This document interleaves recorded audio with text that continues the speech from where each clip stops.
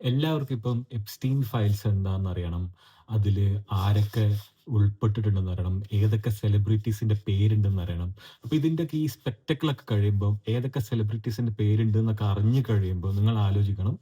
ഇതിന്റെ victims, actual victims ആരായിരുന്നെന്നും ആ വിക്ടിംസിൽ എന്തെങ്കിലും ഒരു പാറ്റേൺ ഉണ്ടോ എന്നും. അങ്ങനെ ആ ആ ഒരു പാറ്റേൺ ഞാൻ മനസ്സിലാക്കിയത് ഞാൻ പറയാം.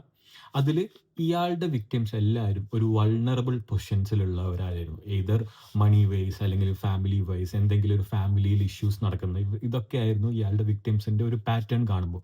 എന്നിട്ട് ഇതിൽ നമ്മൾ ശ്രദ്ധിക്കേണ്ട കാര്യം, ഈവൻ ആഫ്റ്റർ ആദ്യത്തെ ഒരു പ്രാവശ്യം ഇയാളുടെ അടുത്ത് നിന്ന് അബ്യൂസ് കിട്ടിക്കഴിഞ്ഞിട്ടും നമ്മൾ ശ്രദ്ധിക്കും ഇതിൽ ചില വിക്ടിംസ് അയാളുടെ അടുത്തേക്ക് തിരിച്ചു പോയിട്ടുണ്ട്. ചില വിക്ടിംസ് ഇയാളുടെ അടുത്ത് നിന്ന് ഇയാൾ കൊടുക്കുന്ന മോണിറ്റർ ബെനിഫിറ്റ്സ് എടുത്തിട്ടുണ്ട്. ചില വിക്ടിംസ് ഇയാൾക്ക് വേണ്ടി വേറെ വിക്ടിംസിനെ ഉണ്ടാക്കി കൊടുത്തിട്ടുണ്ട്. ആ ഒരു പാറ്റേൺ ഇയാളുടെ എല്ലാ വിക്ടിംസിലും കാണാമെന്നാണ് ഇയാളെ കുറിച്ച് പഠിക്കുമ്പോൾ നമുക്ക് മനസ്സിലാവുന്നത്.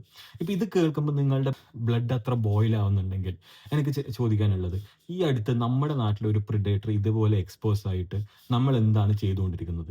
എക്സ്ക്യൂസസ് ആഫ്റ്റർ എക്സ്ക്യൂസസ് അല്ലാണ്ട് നമ്മൾ എന്തെങ്കിലും കൊടുക്കുന്നുണ്ട്? നമ്മൾ ആദ്യം പറഞ്ഞു ഇതൊരു കോൺസ്പിറസി ആണെന്ന്, പിന്നെ കൂടുതൽ തെളിവ് വന്നപ്പോൾ ആ ഒരു തിയറിക്ക് വലിയ ക്രെഡിബിലിറ്റി ഇല്ലാണ്ടായി. പിന്നെ പറഞ്ഞു ഇതൊരു അൺമാരീഡ് മാൻ മൾട്ടിപ്പിൾ റിലേഷൻഷിപ്പിലാവുന്നത്, അതിൽ എന്താണ് അൺലോഫുൾ?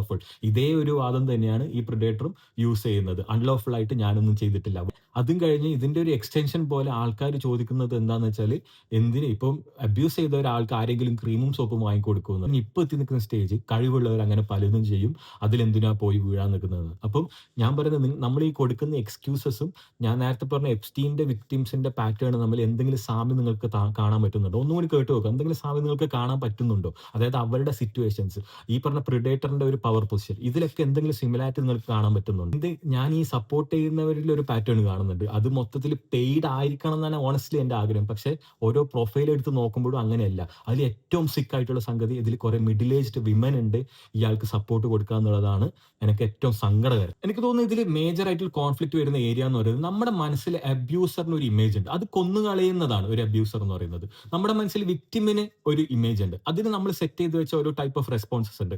ആ റെസ്പോൺസസിൽ മാത്രം തരുന്നവർ മാത്രമാണ് വിക്ടിംസ്, അല്ലാത്തവരല്ല. അപ്പൊ ഇതിൽ ഈ സിറ്റുവേഷനിൽ നമ്മൾ മെച്ചൂർ ആകാൻ വേണ്ടി നമ്മൾ കൺസിഡർ ചെയ്യേണ്ട ചില ക്രൈറ്റീരിയ ഉണ്ട്. അതിൽ മേജർ ആയിട്ടുള്ളതാണ് പ്രിഡേറ്ററിന്റെ പവർ പൊസിഷനും വിക്ടിമിന്റെ വൾണറബിലിറ്റീസും.